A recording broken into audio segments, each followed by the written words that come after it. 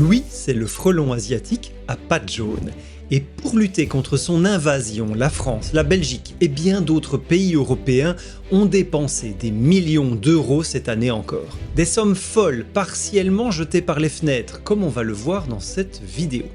Cet argent a notamment été investi pour distribuer des pièges aux citoyens, pour organiser des campagnes de sensibilisation, pour placarder des affiches dans les mairies ou faire venir des conférenciers dans les écoles. Avec comme objectif louable de protéger les abeilles. Une intention pleine de bon sens car, placés au début du printemps, ces millions de pièges permettent de capturer les reines fondatrices avant qu'elles ne fondent leur nid. Un nid qui ne sera pas construit, ce sont donc des milliers de ces frelons en moins à l'été et donc des abeilles sauvées. Sauf que les scientifiques spécialistes de ces frelons, ils estiment que ces campagnes massives ne servent pas à grand chose. Pire, les pièges feraient plus de mal que de bien. Alors comment en est-on arrivé là? Comment une espèce, arrivée par hasard dans une cargaison de poteries chinoises il y a 20 ans, a-t-elle fini par mobiliser autant d'argent public pour des méthodes que les chercheurs jugent inefficaces? Et surtout, que peut-on vraiment faire contre ce frelon? Eh bien je me suis plongé pour vous dans l'épaisse littérature scientifique qui traite des frelons asiatiques à pattes jaunes et il est temps à présent que je vous révèle tout ce que j'y ai découvert.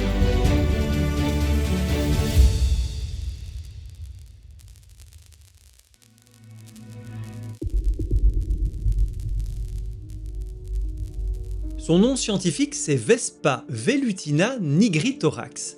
Velutina en latin ça veut dire velouté car de près son corps est couvert d'une fine pilosité. Et nigritorax ça signifie thorax noir simplement. Car en plus de ses pattes jaunes, c'est son thorax presque entièrement noir qui le rend reconnaissable, là où le frelon européen, lui, l'a brun roux.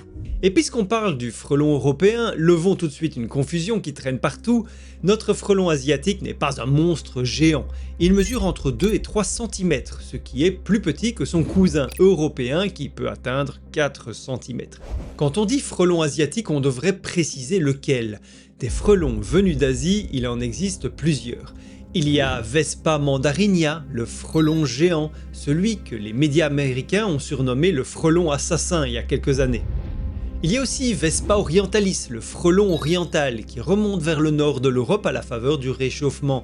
Mais celui qui a colonisé la France, la Belgique, l'Espagne, le Portugal et bien d'autres, c'est Vespa velutina nigritorax.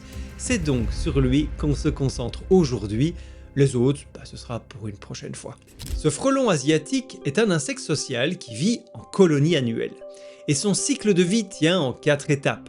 Tout commence au printemps, après avoir passé l'hiver caché dans une fissure ou sous les feuilles mortes, une reine qui a été fécondée l'année précédente se réveille seule. Elle cherche un endroit abrité pour fonder une nouvelle colonie. Ce premier nid, on l'appelle un nid primaire. Elle ne le construit pas en haut d'un arbre, elle le construit dans un endroit protégé. Une cabane de jardin, un nichoir à oiseaux, sous l'avant-toit d'une maison, même parfois dans une boîte aux lettres. Elle est toute seule pendant plus d'1 mois pour s'occuper du nid et de ses premières larves et ces endroits sont choisis pour protéger son couvain des intempéries. Dès que les premières ouvrières ont émergé vers la fin du printemps, la colonie déménage. Elle abandonne le nid primaire et part construire un nid secondaire généralement bien plus haut à la cime d'un arbre. C'est ce gros nid en forme de poire qu'on verra apparaître à l'automne quand les feuilles tombent. À partir de là, la colonie grossit tout l'été. Elle peut atteindre plusieurs milliers d'individus et à la fin de la saison, elle produit des centaines de futures reines fondatrices qui s'accouplent puis partent hiverner. Le reste de la colonie meurt avec l'arrivée du froid et le cycle recommence au printemps suivant. Voilà, retenez bien ces deux mots, ni primaire au printemps, ni secondaire en été. On y reviendra à la fin de cette vidéo parce que c'est la clé pour s'en débarrasser efficacement. Mais je ne vous ai pas encore expliqué comment l'Europe a fini par être envahie par cette espèce de frelon.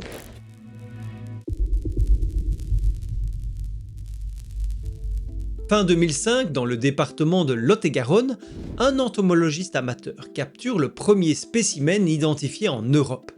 Les spécialistes estiment que ce sont probablement des poteries importées de Chine qui lui ont servi de véhicule. Des analyses génétiques ont permis de conclure que toute la population européenne de Vespa velutina, ces millions d'individus qui occupent aujourd'hui plus de 25 pays, descendrait probablement d'une seule reine fécondée. C'est ce qu'on appelle un goulot d'étranglement génétique, et chez la plupart des espèces, ça signifierait l'échec de l'invasion. Parce qu'avec si peu d'individus fondateurs, la consanguinité explose et la population s'effondre. Sauf que les frelons, eux, semblent avoir un truc en plus pour passer ce goulot. Les chercheurs en discutent encore, ils suspectent notamment le fait que la reine fondatrice se soit accouplée avec plusieurs mâles avant d'arriver en Europe, ce qui aurait préservé une diversité génétique suffisante. Bref, à partir de cette fondatrice unique, l'expansion a été spectaculaire. Dès 2006, on retrouve Velutina dans plusieurs départements français. En 2010, il atteint l'Espagne. En 2011, le Portugal. En 2012, il franchit les Alpes pour s'installer en Italie et il est signalé en Belgique la même année.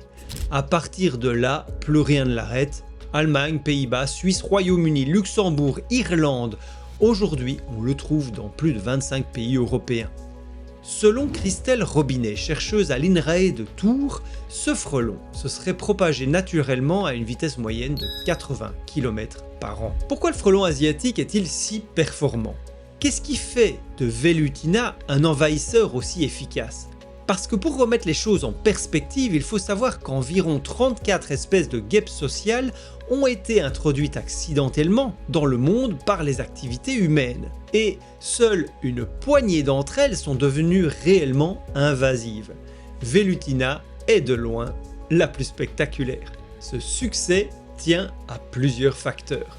D'abord, ces colonies sont grandes. Un nid mature en fin de saison peut héberger jusqu'à 6000 frelons en moyenne, avec des records dépassant les 13 000 individus, et produire aussi plusieurs centaines de futures reines fondatrices. Ensuite, son régime alimentaire est extrêmement large, on y reviendra dans un instant.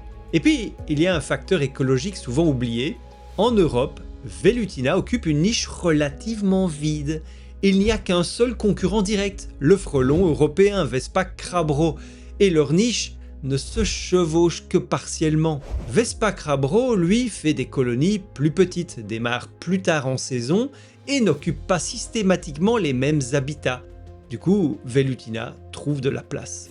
Mais Louis Autier, entomologiste au Centre Wallon de Recherche Agronomique, m'a confié qu'un dernier facteur plus discret rentre en jeu, l'eau. Pour construire son nid, qui peut atteindre la taille d'un ballon de basket, la reine fondatrice a besoin de beaucoup d'eau pour ramollir les fibres de bois qu'elle mastique. Sans accès à l'eau, pas de nid. C'est d'ailleurs la raison pour laquelle on retrouve davantage de nids près des rivières, des étangs et des zones humides. Et c'est aussi pour ça que dans certaines régions arides du centre de l'Espagne par exemple, Velutina peine à s'installer malgré des températures favorables.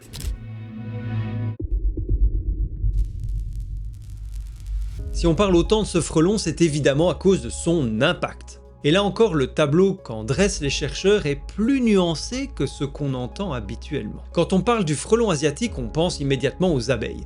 Et c'est vrai qu'ils les chassent activement. La technique est même devenue iconique. Le frelon se positionne en vol stationnaire devant l'entrée d'une ruche, attend qu'une butineuse rentre chargée de nectar et de pollen et fond sur elle en plein vol. Il l'emporte un peu plus loin, lui découpe le corps pour ne garder que le thorax qui est riche en muscles et qu'il mastique pour en faire une boulette qu'il ramène au nid pour nourrir ses propres larves. Et nos abeilles européennes, Apis mellifera, sont mal armées contre ce prédateur. Dans l'ère d'origine du frelon en Asie, l'abeille locale Apis cerana a coévolué avec lui pendant des millénaires et elle a développé une parade spectaculaire.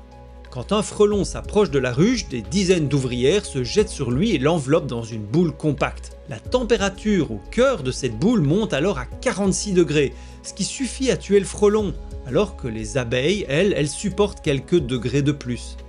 C'est une défense collective remarquable, sauf que nos abeilles européennes ne l'ont pas inventée cette technique, ou en tout cas elle est très imparfaite. Quelques colonies en France ont été observées tentant ce comportement mais avec beaucoup moins d'efficacité. Résultat, dans les ruchers européens, le frelon prélève, prélève et prélève encore.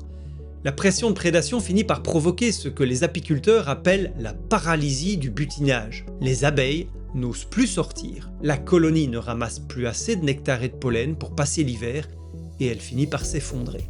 Mais voilà, si on se concentre uniquement sur ce duel frelon-abeille, on passe à côté, je pense, de l'essentiel. Quentin Rome, chercheur du Musée national d'histoire naturelle de Paris, a analysé en détail la nourriture rapportée par les frelons dans leur nid. Les abeilles domestiques représentent environ 38% des proies, il y a aussi des guêpes sociales pour environ 20%, des mouches pour près de 30%, et puis des papillons, des coléoptères et bien d'autres groupes d'insectes. Mais ce sont des proportions qui varient énormément selon le lieu où se trouve le nid. Alors, je ne vais pas vous inonder de chiffres, mais une seule colonie de frelons suivie en France a consommé 159 espèces d'insectes différentes en une seule saison, pour un total d'environ 11 kg de biomasse d'insectes. 11 kg par an et par nid. Et parmi ces proies, on trouve donc beaucoup de pollinisateurs sauvages comme des bourdons, des cirfes ou des abeilles solitaires. Or, ces pollinisateurs, on sait depuis des années qu'ils sont en déclin partout en Europe, sous l'effet notamment des pesticides, de l'agriculture intensive et du réchauffement climatique. Le frelon asiatique, il vient donc ajouter une pression supplémentaire sur des populations qui sont déjà fragilisées. Et il y a un effet indirect plus subtil qui a été documenté en Espagne. Quand des frelons asiatiques chassent autour d'un parterre de fleurs, les pollinisateurs sauvages désertent les lieux pour éviter de se faire manger. Avec pour conséquence que les fleurs sont moins pollinisées et donc produisent moins de graines. Le frelon n'a même pas besoin de tuer un seul pollinisateur pour perturber la pollinisation, sa simple présence suffit. Un mot rapide sur le risque pour nous, parce que je sais que c'est une question que beaucoup se posent. La piqûre du frelon asiatique, elle est douloureuse. Plus douloureuse qu'une piqûre de guêpe parce que le frelon injecte plus de venin. Mais ce venin n'est ni plus toxique ni plus allergène que celui d'une guêpe ou d'une abeille. Pour une personne non allergique, une piqûre isolée, c'est pas grave. Le vrai danger concerne les personnes allergiques et aussi les attaques massives quand quelqu'un s'approche trop près d'un nid sans le savoir. Les frelons ne sont pas agressifs en dehors de leur nid, ils défendent simplement leur colonie. Donc tant qu'on ne touche pas au nid, on ne risque rien. Les rares accidents graves recensés concernent presque toujours des personnes qui ont tenté de détruire un nid elles-mêmes sans protection. Ne faites jamais ça.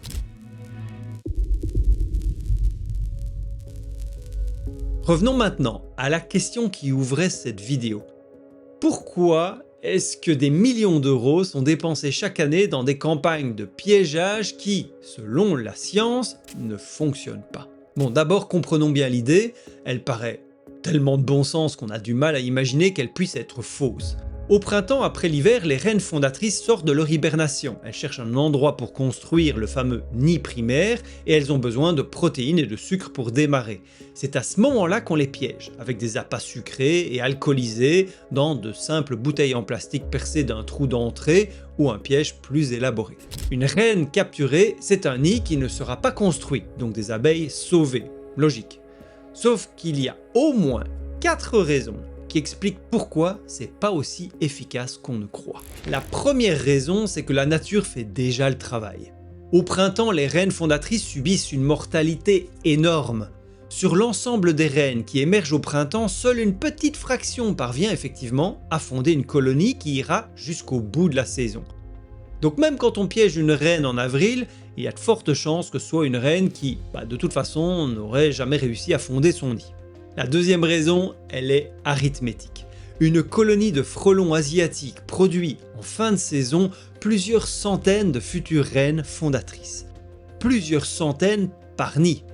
Pour qu'un piégeage de printemps ait un impact réel sur la population, il faudrait capturer une proportion massive de ces fondatrices avant qu'elles ne s'établissent. Or, les études de terrain montrent que les pièges, même déployés en grand nombre, capturent une fraction infime de la population réelle. Karine Monceau et son équipe de l'INRAE ont résumé cette situation par une formule qui dit tout. Tenter de réguler le frelon par le piégeage des reines, c'est, je cite, une goutte d'eau dans l'océan de l'invasion.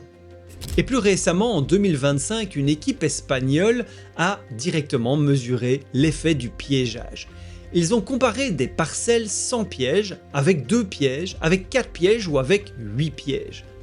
Résultat, aucune différence significative sur les dégâts causés par les frelons. Aucune. Multiplier les pièges ne change rien. La troisième raison, elle est plus gênante ces pièges, ils ne sont que rarement sélectifs. Quand l'équipe espagnole a trié le contenu des pièges, ils ont noté que les frelons asiatiques ne représentent même pas 1% des captures. Le reste, ce sont des mouches, des cirves, des papillons, des coléoptères, des guêpes natives, des abeilles domestiques. Sur une saison de piégeage de masse de frelons, à l'échelle d'une région entière, ce sont donc des millions d'insectes non cibles qui sont éliminés. Et parmi eux, beaucoup sont précisément les pollinisateurs qu'on cherche à protéger. Et enfin, la quatrième raison, c'est que le public continue d'utiliser ces pièges durant l'été, bien après la période à laquelle les reines ne quittent plus leur colonie. Les pièges attrapent donc des ouvrières qui sont de toute manière plusieurs milliers par nid. Et pendant ce temps, des espèces d'insectes non cibles continuent d'être piégées. Ce qui m'amène logiquement à la question: pourquoi est-ce que des millions d'euros d'argent public sont encore consacrés chaque année au piégeage? Eh bien, pour plusieurs raisons. Il faut bien comprendre la pression sociale et politique qui s'exerce sur nos élus. Les apiculteurs souffrent réellement, ils alertent et ils demandent qu'on agisse. Ne rien faire, politiquement, c'est intenable. Et le piégeage a un avantage immense, il est visible. Un piège accroché à un arbre, ça se montre, ça se photographie, ça rassure. Et puis sur le terrain, beaucoup de citoyens veulent faire quelque chose. Distribuer des pièges, c'est une façon de mobiliser la population, même si l'efficacité réelle est donc, on l'a vu, très faible. C'est ce que les chercheurs appellent parfois une politique de visibilité plutôt que d'efficacité. Les problèmes, c'est que cette stratégie a de multiples coûts, on l'a vu, budgétaires bien sûr, mais aussi le coût écologique. Et un coût intellectuel aussi qu'on sous-estime, puisque tant qu'on investit dans le piégeage, on n'investit pas, par exemple dans la destruction systématique des nids, ni dans la recherche sur les harpes, les pièges sélectifs, la lutte biologique. On choisit en fait la solution qui rassure plutôt que celle qui fonctionne.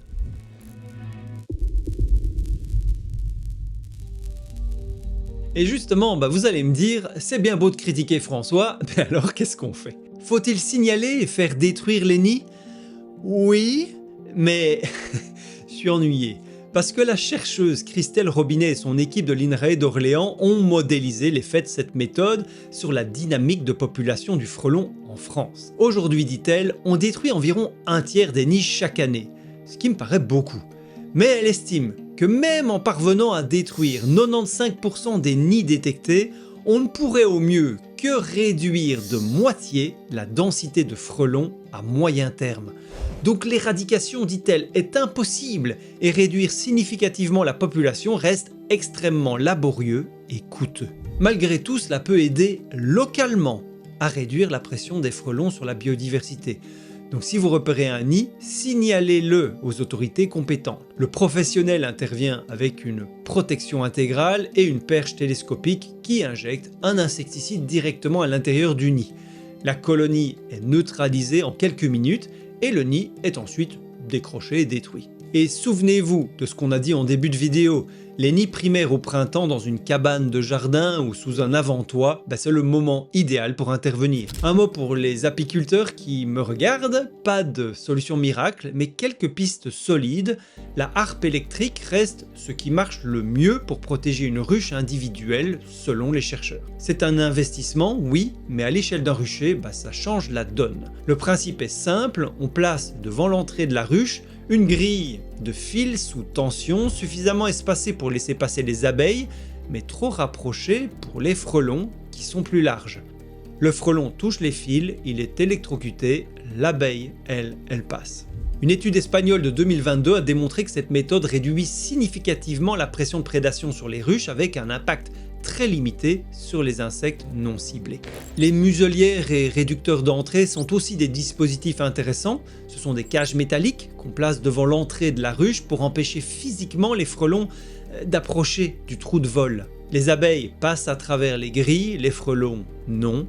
En revanche, éviter d'accrocher des pièges sucrés autour du rucher en espérant réduire la pression des frelons, pour les raisons qu'on a vues, ça capture peu de frelons, ça tue beaucoup d'autres insectes et ça ne fait pas baisser la pression sur vos ruches. Au mieux, ça vous donne l'illusion de faire quelque chose. Et puis, surveillez vos colonies. Une ruche affaiblie par la prédation entre dans l'hiver avec des réserves insuffisantes. Le nourrissage complémentaire de fin de saison dans les régions très infestées par les frelons est souvent indispensable pour passer l'hiver. Et enfin, je veux pas jouer aux oiseaux de mauvais augure, mais d'autres espèces de frelons frappent aux portes de l'Europe. Vespa orientalis, le frelon oriental, remonte tranquillement depuis le sud, favorisé par le réchauffement climatique, et a déjà été signalé en France et en Belgique ces dernières années. Vespa mandarinia, le frelon géant asiatique, a été détecté puis éradiqué en Amérique du Nord, mais rien ne garantit qu'on n'aura pas un jour la même surprise. Enfin, si vous voulez découvrir un autre envahisseur exotique qui inquiète les scientifiques européens et qui arrive bientôt chez nous, alors voici ma vidéo sur le scarabée japonais à côté de laquelle vous ne pouvez pas passer. À bientôt les amis.